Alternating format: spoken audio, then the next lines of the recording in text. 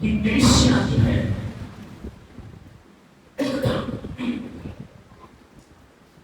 Bible مقدس میں اس کا جو ذکر ملتا ہے ہمیں اعمال کی کتاب سے ملتا ہے، ایک بڑی مشہور خدا کی بندی جس کا نام لودیا ہے اور وہ کرمن بیچنے والی ہے، اس کے حوالے سے ہمیں اعمال کی کتاب سے اس شہر کا اور اس کلیسیا کا ذکر ملتا ہے۔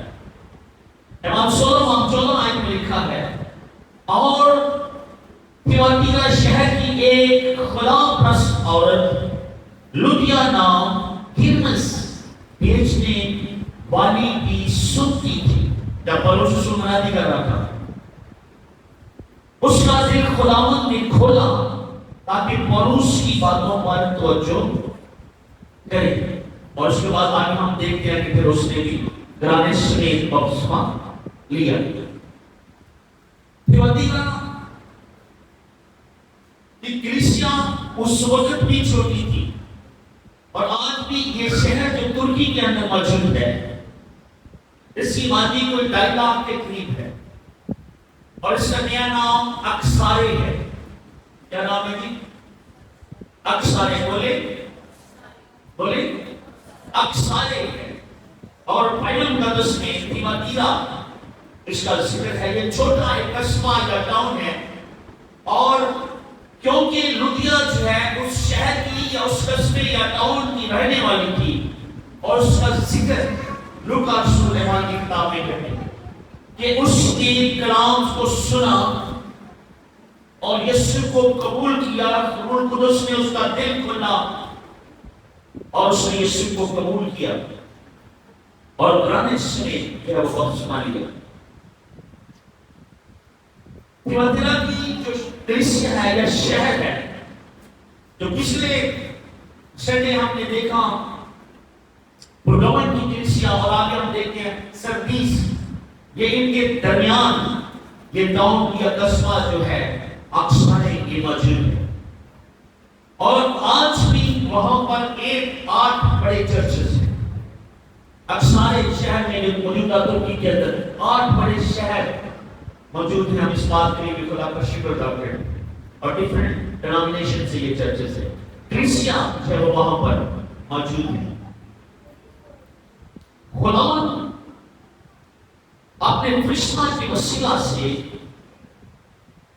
تھیاتیرا کی کلیسیا کو صحیح طریقے سے پیغام دیتے ہیں، اور ہر کلیسیا کو جب پیغام ملتا ہے تو خداوند یسوع مسیح جو پہلے باب میں ہم نے سیکھا تھا کہ وہ 7 چراغدانوں اور 7 ستاروں کے درمیان موجود ہے، اور وہ پھرتا ہے اور وہ پیغام دیتا ہے، اور ہر کلیسیا کو جب پیغام ملتا ہے تو اس کا ٹائٹل جو ہے وہ بدل جاتا ہے، اور یہ سارے ٹائٹل پہلے باب میں ہمیں مکاشفہ کی کتاب میں ہمیں نظر آتے ہیں، لیکن یہاں پر جو خاص ٹائٹل خدا یسوع مسیح نے جو اپنے لیے چنا ہے وہ یہ ہے کہ خدا کا بیٹا جس کی آنکھیں آگ کے شعلہ کی مانند اور پاؤں خرس پیتل کی مانند ہیں، یہ فرماتا ہے خدا کا،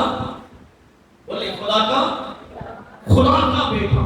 یہاں پر وہ ابن خدا خود کو خود وہ کہہ رہا ہے کہ خدا کا بیٹا۔ جب یسوع مسیح زمینی خدمت میں تھے تو وہ زیادہ جو لقب خدا یسوع مسیح نے اپنی ذات کے لیے استعمال کیا ہے وہ ابن آدم ہے۔ کیا ہے جی؟ ابن آدم لکھا ہے، ابن آدم کھوئے ہوں کو ڈھونڈنے اور گناہگاروں کو۔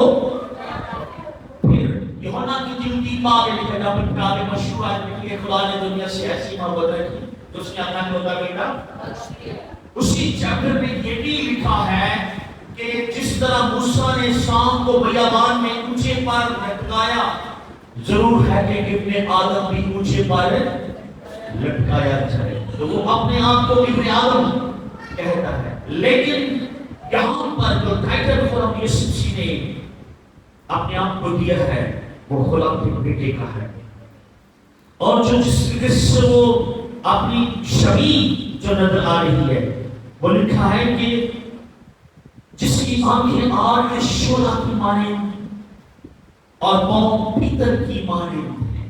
سیم طریقے سے جب دانیل نبی 10 باب میں رویا دیکھتا ہے تو اسی طریقے سے وہ خداوند کی آنکھوں کا وہاں پر وہ ذکر کرتا ہے.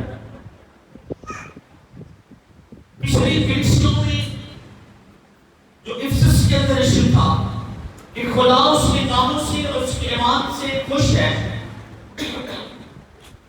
لیکن خدا کو ایک شکایت تھی اس کلیسیا کے ساتھ، اور وہ کیا تھی؟ سامنے سنتے ہیں. شکایت کیا تھی؟ کہ تو نے پہلی سی محبت چھوڑ دی. سمارنا کی کلیسیا میں کوئی شکایت نہیں خداوند کی، کیونکہ وہ انتہائی ہزار ثانی پرسیکیوشن یہودیوں کی طرف سے اور رومی حکومت کی طرف سے ان کے اوپر ہو رہی تھی اور لوگ زندہ چلائے جا رہے تھے. لیکن اس کے بعد ہم خداوند کی کلیسیا تو جب ہم نے سیکھا تو ان میں 2 ایشوز تھے. ایک تو وہ بال کی تعلیم کے پیروکار ہو گئے، بال جو بت پرستی ہے اس میں وہ انوالو ہو گئے تھے، مسیحی بھی تھے، لیکن ساتھ ساتھ وہ جو غیر قوموں کی مذاہب ہیں ان سے بھی وہ انسپائر ہو گئے، اور بت پرستی اور بت اور آئیڈل ورشپ جو تھی وہ کلیسیا کے اندر آ گئی. اور دوسرا جو ایک خاص قسم کا بلدی گروپ تھا وہ بھی ان کے اندر موجود تھا. تو یہ 2 کمپلین خداوند کو خداوند کی کلیسیا کے ساتھ تھی. تھیاتیرا کی جو کلیسیا ہے اس میں کیا ایشو ہے؟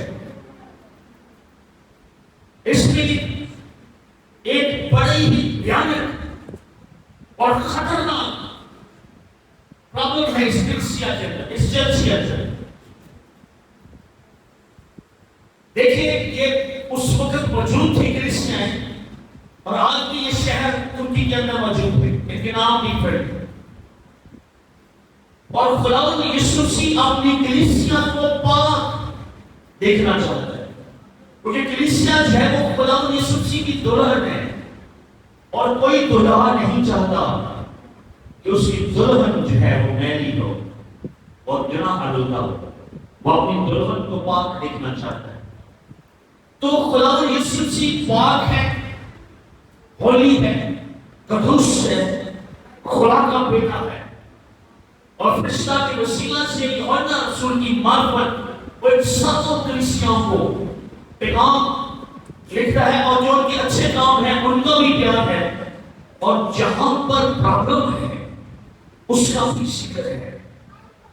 اور یہاں پر جو بڑا ایشو ہمیں نظر آتا ہے وہ یہ ہے کہ سب ٹھیک ہے، میں تیرے کاموں کو اور محبت کو اور ایمان اور خدمت اور صبر کو تو بولتے نہیں جانتا ہوں، اور یہ بھی کہ تیرے پچھلے کام پہلے کاموں سے زیادہ نہیں. یو ڈوئنگ ویری گڈ، آپ بہت اچھے ہو. میں تیرے کاموں کو، تیرے صبر کو، تیرے ایمان کو جانتا ہوں، لیکن پر مجھے تجھ سے یہ بولتے، پر مجھے تجھ سے یہ کہ تو نے اس عورت ایزابل کو رہنے دیا جو اپنے آپ کو نبیہ. اب یہ ایزابل کون ہے اور کیوں خداوند یسوع مسیح نے مکاشفہ کی کتاب میں جا کر اس کا جو ذکر کیا ہے؟ ایزابل اخیاب بادشاہ جو اسرائیل کا بادشاہ ہوا ہے، اس کی بیوی، اور یہ ایک شہزادی تھی، اور اخیاب جو اسرائیل کا بادشاہ تھا اس نے ایک غیر قوم کی عورت سے جس کی آباء اجداد اور جس کی قوم بت پرست تھی اس سے شادی کی، اور اس کا قبیلہ اور اس کا جو خاندان، اس کا جو بیک گراؤنڈ ہے وہاں پر یہ لعنت اور یہ زنا کاری کی لعنت موجود تھی. یہاں پر لٹرلی خداوند یسوع مسیح ایزابل کو نہیں دیکھ ذکر ہے کہ یہاں پر ایلزبل موجود ہے. یہاں پر جو ایلزبل کی روح ہے، اسپرٹ ہے، اس کو خدا نے سچی جو ہے وہ بیان کرے. اگر آپ پہلا اور دوسرا سلاطین کی کتاب پڑھیں جہاں پر ایلیا کا ذکر ہے، اور پھر ایلیا نے بعد کے بہت سے نبیوں کو بھی مارا، اور پھر ایلزبل نے بھی خدا کے نبیوں کو قتل بھی کروایا. اب پہلا سلاطین اور دوسرا سلاطین جب آپ پڑھیں گے تو آپ کو ایلزبل کی پوری جو بیک گراؤنڈ ہے، کہانی ہے، جو سٹوری ہے، ایلزبل نے جو کچھ کیا وہ سب کچھ درج ہے. اور یہ عورت جو ہے اس کا کریکٹر ٹھیک نہیں ہے. اس نے بارہا جو ہے وہ خیال سے اور بنی اسرائیل سے اور خدا کے لوگوں سے بت پرستی کروائی. اور بائبل مقدس کے مطابق بت پرستی جو ہے خدا اس کو زنا کاری کہتا ہے. یہ زنا کے زمرے میں آتا ہے، یہ بدکاری کے زمرے میں آتا ہے. تھیاتیرا کی کلیسیا جو ہے یہ چرچ ہے، یاد رکھیے. یہ کسی غیر قوم کو خط نہیں لکھا جا رہا، یہ چرچ اس وقت موجود تھا اور اس کے پاسبان کو یسوع مسیح کے وسیلہ سے یہ خط لکھا جا رہا ہے کہ سب ٹھیک ہے لیکن تمہارے اندر ایک خاص کمی ہے. اور وہ کمی کیا ہے کہ ایلزبل کو رہنے دیا جو اپنے آپ کو نبیہ اور میرے بندوں کو حرام کاری کرنے اور بتوں کی قربانیاں کھانے کی تعلیم دے کر گمراہ کر دیا. میں نے اس کو توبہ کرنے کی مہلت دی، مگر وہ اپنی حرام کاری سے توبہ کرنا نہیں. اب ایلزبل لٹرلی خود موجود نہیں ہے، یہ کلیسیا ہے جن کے اندر ایلزبل کی اسپرٹ ہے، حرام کاری اور بت پرستی ہے، وہ آ گئی ہے. لیکن خدا اپنی کلیسیا کو پاک اور صاف دیکھنا چاہے، اور خدا کی یہ خواہش اور مرضی ہے کہ تھیاتیرا کی کلیسیا کے اندر سے یہ بدکاری، یہ حرام کاری جو ہے وہ نکل جائے، اور کلیسیا جو ہے وہ ہر طرح کے گناہ اور زنا اور بت پرستی سے پاک ہو جائے. لکھا ہے کہ وہ کرنا، توبہ کرنا، دیکھ میں اس کو بستر پر لٹانا، اور اس سے زنا کرتے ان کو بھی وہ اگر وہ توبہ نہ کرے تو ان کو بڑی مصیبت میں پھنسانا، اور اس کے فرزندوں کو جان سے مارے گا، اور سب کلیسیوں کو معلوم ہوگا. آگے میرے ساتھ یہ پڑھے، اردو پڑھے.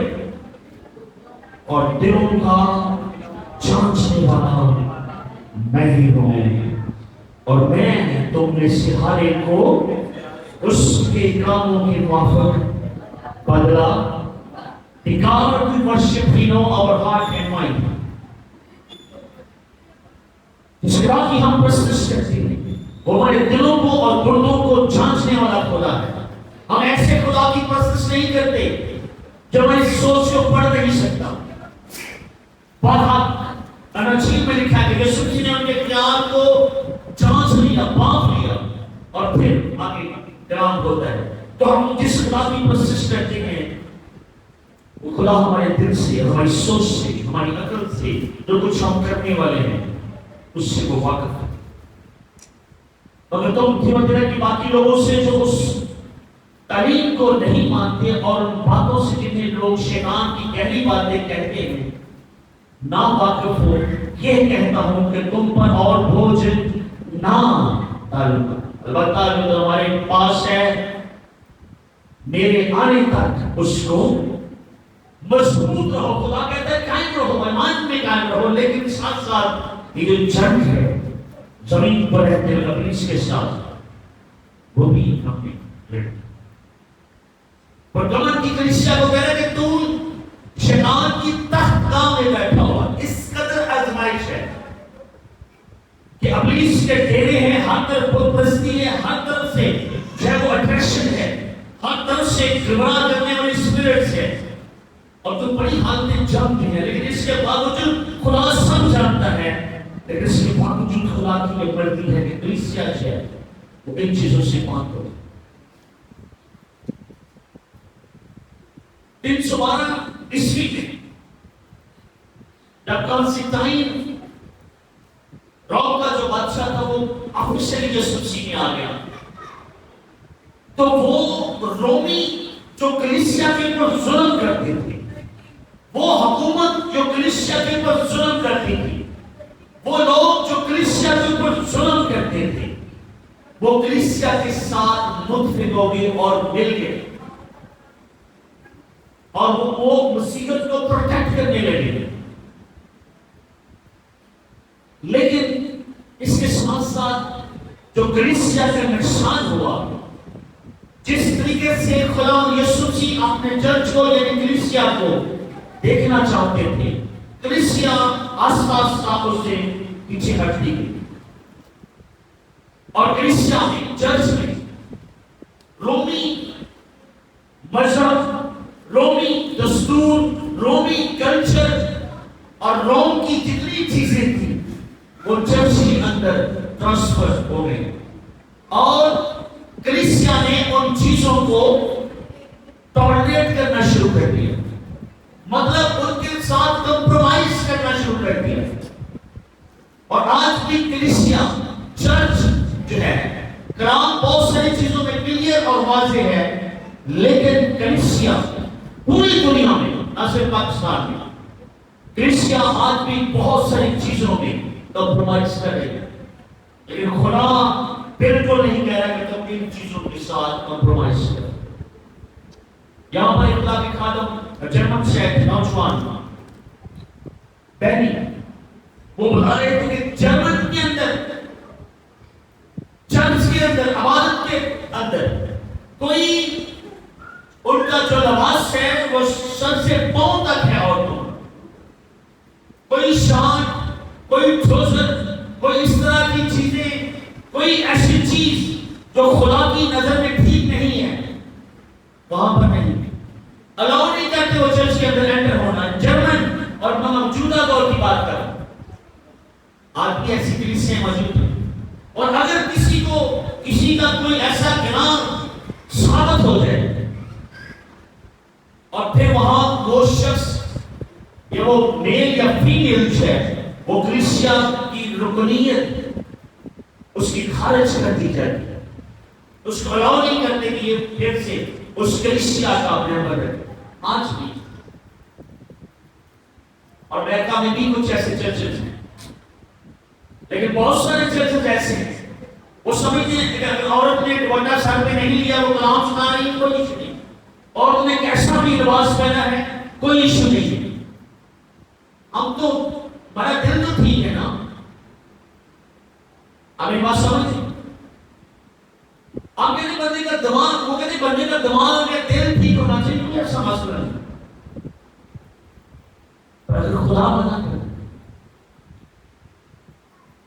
خدا ان چیزوں کے ساتھ ٹالریٹ نہیں کر رہا، خدا کا کلام جو ہے وہ کمپرومائز نہیں کر رہا ان چیزوں کے ساتھ، لیکن کلیسیا کمپرومائز کر رہی ہے۔ اور آج چرچ، آج کلیسیا ہے بہت ساری ایسی برائیوں کے ساتھ کمپرومائز کر رہی ہے، اور لوگ خود کو ایماندار بھی کہتے ہیں، مسیح بھی کہتے ہیں، اور پھر یہ ساری جو چیزیں ہیں، جو خرابیاں ان کلیسیوں میں ہم دیکھ رہے ہیں۔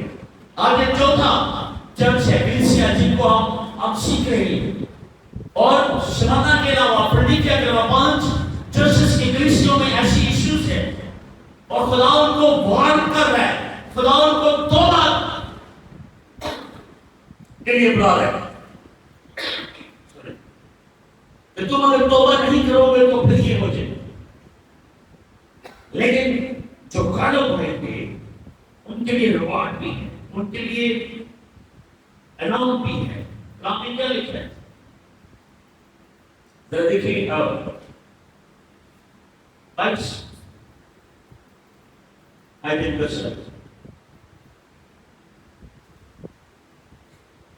چوبیس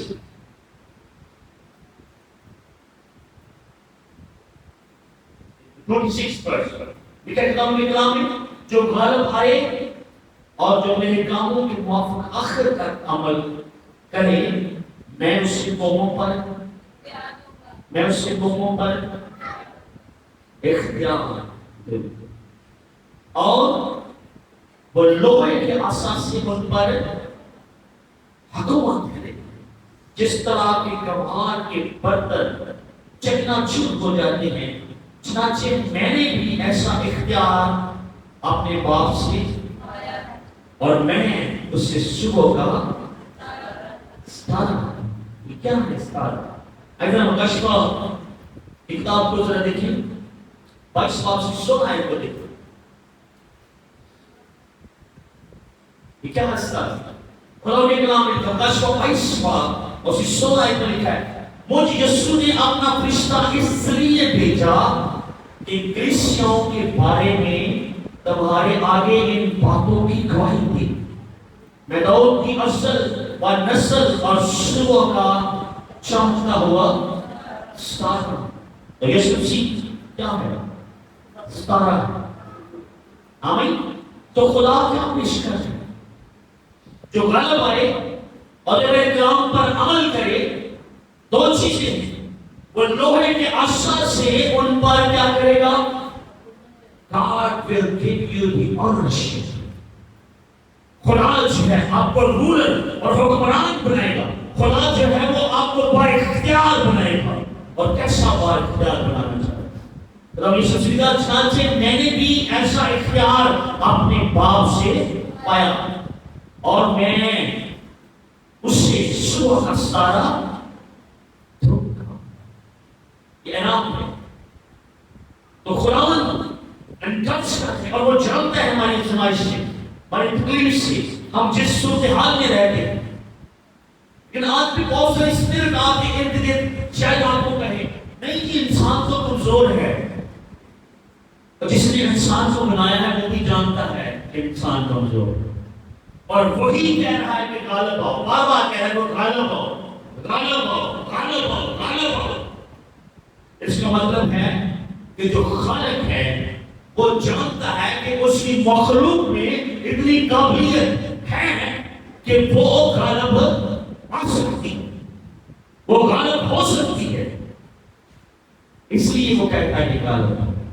تو کوئی ایکسکیوز نہیں ہے کہ ہم غالب نہ آئیں، کوئی ایکسکیوز نہیں ہے.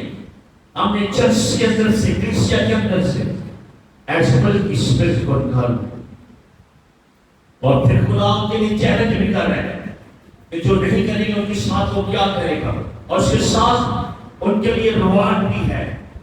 تو جو غالب آئیں گے خداوند ان کو صبح کا ستارہ.